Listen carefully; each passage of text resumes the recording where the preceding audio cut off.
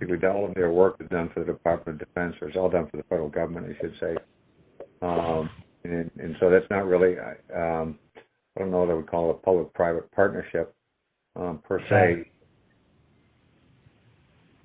Okay, yeah, I'm not familiar with that organization. Yeah.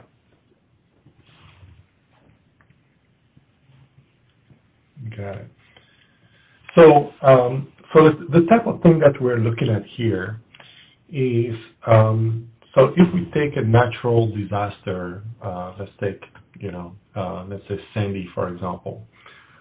What we're trying to envision is a tool where, you collect aerial data, a few hours after the incident, and try to automatically assess damage.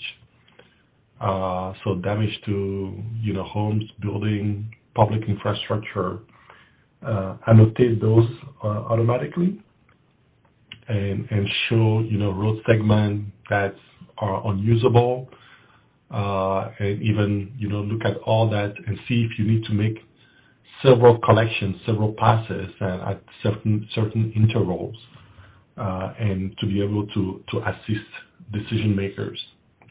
Does that sound to you like something that is needed? Well, there are several programs to do that now. That one that I mentioned to you is NICS, but there are a lot of programs to do those, and the Federal Emergency Management Agency is using one or more of those programs, and different agencies have them. But the problem with them, frankly, is that they're A, expensive, and B, they're not frequently used enough so that so people are familiar with them when they need them, and then and that they're comfortable using them when they're under pressure. So there are a lot of programs that do that, but they all miss the boat in that they're not, when they're needed most, they're not a good tool because people aren't prepared to use them or they don't have them. Yeah. That makes total sense.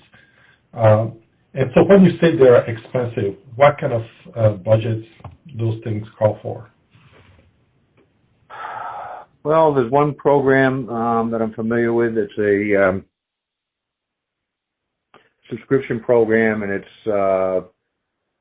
in the range of $20,000 to acquire it, and then $10,000 a year for the annual license to it. So most organizations either can't afford that, or it's not a high enough priority, and they're not going to use it enough to make that kind of an investment.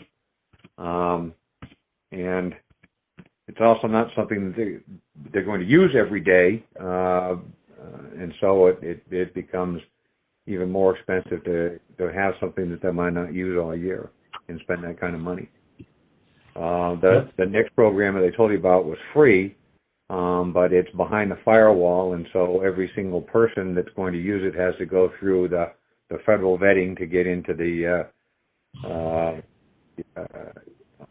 HSIS, the Homeland Security Information System, and so it's just too cumbersome to use. And then there are other programs that can be bought, but they range $30,000, $50,000 and more. Got it.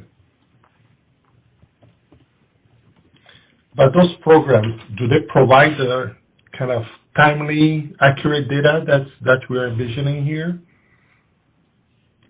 Well, it's a matter of garbage in, garbage out. If you have good data collection and people that are familiar with how to enter the data, then most of these programs are fairly versatile and can provide pretty good information.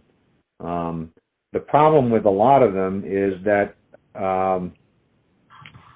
you talked about Sandy, for example. You could have 5 different agencies operating in the same area, and they're all using a different platform to track and manage their information. And so they can't, there's no data sharing, no information sharing. Everybody's in their own stovepipe with their faces in their own computer. And it actually becomes somewhat detrimental.